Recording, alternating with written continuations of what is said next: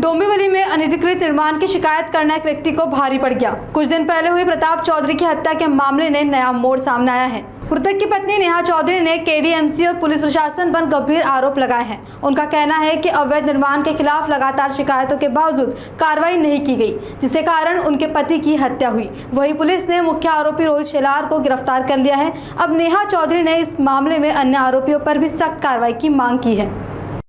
आज या आमच्या घराच्या लागूनच अनधिकृत बांधकाम आहे। आज 2022 मध्ये याची आम्ही तक्रार वगैरे केडीएमसीला केली, पोलीस आयुक्तांकडे केली। पण आज या 2022च्या या अनधिकृत बांधकामामुळे आज माझ्या नवऱ्याचा जीव गेलाय, त्याची निर्गुण हत्या करण्यात आलेली आहे। आज 2022 मध्ये जर त्या घराची अनधिकृत बांधकामाची तोडफोड झाली असती तर आज माझ्या नवऱ्याची अशी निर्गुण हत्या झाली नसती। याला कुठेतरी केडीएमसी प्रशासन जबाबदार आहे आणि त्यातल्या त्यात पोलीस सुद्धा जबाबदार आहे या गोष्टींना। आज या गोष्टीमुळे माझ्या नवऱ्याची एवढी निर्गुण हत्या करण्यात आलेली आहे। आमची मागणी आता आम्हाला आज एवढे दिवस झाले तरी सुद्धा फक्त आरोपी पकडला गेलाय। बाकी त्याचे जे घरातले आज मी ज्यांची नावं दिले, जे तिथे उपस्थित होते, या गोष्टीला सहकार्य करत होते, आज त्यांना का नाही पकडलं गेले? आज ते फिरतात असेच, फक्त एका आरोपीला पकडले, बाकीचे त्याला सहकार्य करणारे आरोपी ते कुठे? त्यांना सुद्धा पकडलं पाहिजे।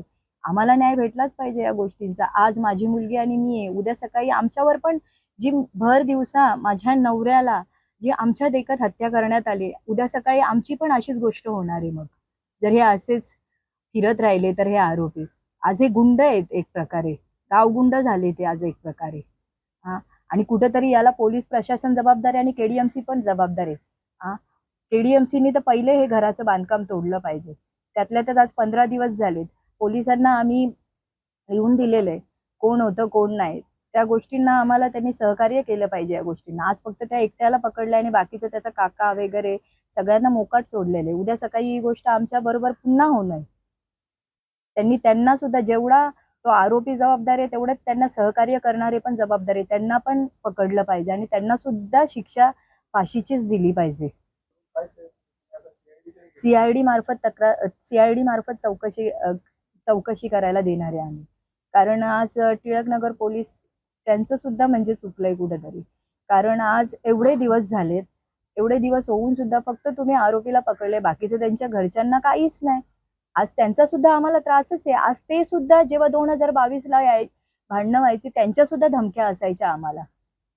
आज जर त्या वेळेला जर ती गोष्ट झाली असती तर आज माझ्या नवऱ्याची एवढी हत्या करण्यात नसती आली। आज त्या वयामध्ये, ज्या वयात लग्न होतं त्या वयामध्ये आज मला विधवा पण घ्यायला लागली, आज ही एवढी मोठी गोष्ट झाली नसती। आज या पोरीला बापाची जिथे गरज असे आज तिचा बाप राहिला नाही तिथे। हो, आज मी बचत गट चालवते। आज माझ्याकडे खूप मेंबर आहेत बचत गटाचे। मी बीजेपी